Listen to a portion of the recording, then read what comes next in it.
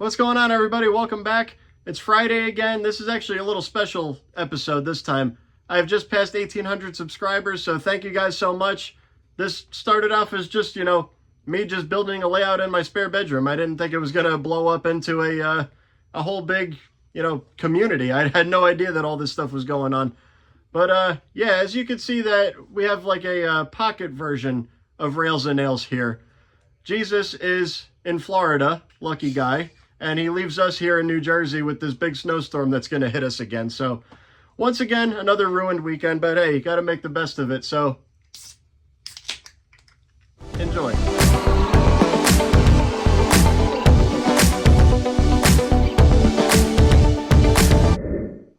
So, obviously, I've been gone for quite some time. You're probably wondering what's been going on.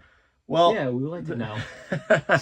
Well, every single weekend it snows. And if you work for any township, you will know that you are going to be out plowing all day, all night. You are. Yep.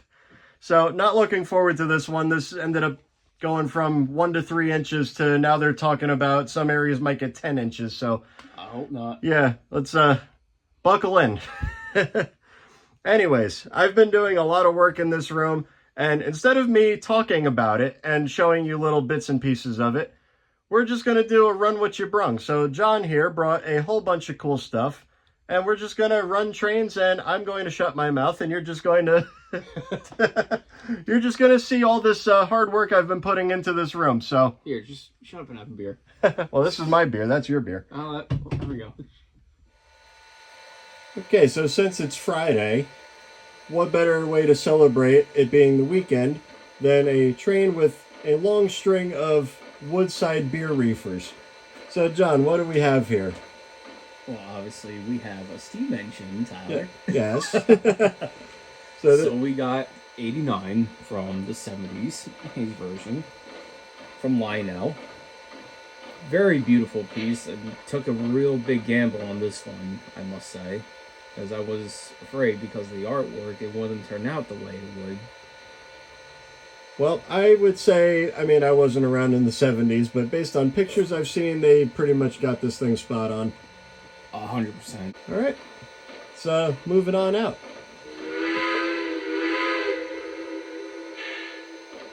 Locomotive dispatcher. We're all coupled up. Are we clear to the main line, over? Timers are running on the plant now. You're the next move. Out. Engine to tower. Bottles full. Continuity test is complete. Are we clear to pull over? You are clear to depart on signal indication. Out.